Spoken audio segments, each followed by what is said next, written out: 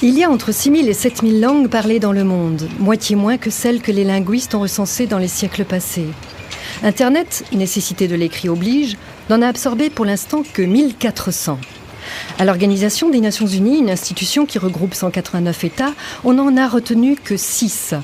6, ce n'est pas beaucoup quand on veut se parler, quand on veut diffuser de l'information sur des sujets aussi importants que la guerre, l'école, le sida, les droits de l'homme, enfin toutes ces choses qui font l'actualité et le quotidien de 6 milliards de personnes dont nous sommes.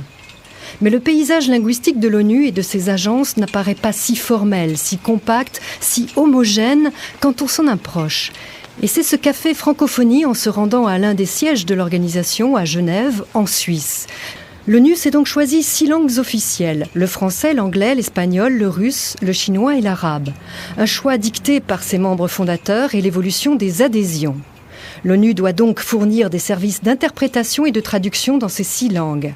Par ailleurs, le français et l'anglais ont un double statut, puisque ces 2 langues sont aussi des langues de travail et donc privilégiées dans l'administration. Ce n'est pas simple et c'est encore moins simple quand il s'agit d'autres agences des Nations Unies, comme l'explique Louis-Dominique Ouédraogo, inspecteur des Nations Unies, auteur d'un rapport d'enquête sur le multilinguisme. Ça varie d'une organisation à l'autre et à l'intérieur de la même organisation, ça peut varier également. L'Assemblée générale et le Conseil de sécurité ont ces 6 langues à la fois comme langues officielles et langues de travail. Mais si on prend un autre organe principal qui est le Conseil économique et social, les langues officielles sont les mêmes 6 langues, mais les langues de travail sont anglais, français et espagnol.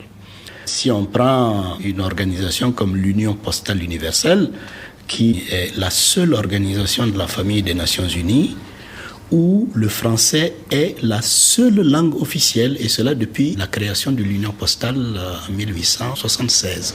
Pourquoi on n'a pas appliqué d'emblée ces 6 langues officielles et on ne les a pas institutionnalisées comme étant des langues de travail ? Je crois qu'il y a 2 choses qui ont joué. D'abord, historiquement, il faut bien se rendre compte qu'au moment où l'ONU a été créée par la Charte de San Francisco, la technologie de l'époque en matière d'interprétation n'était pas ce qu'elle est aujourd'hui.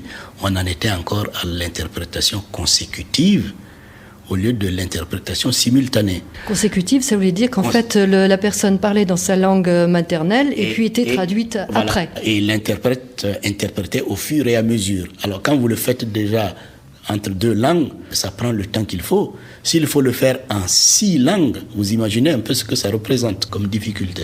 Je crois qu'il y a d'abord cette première problématique.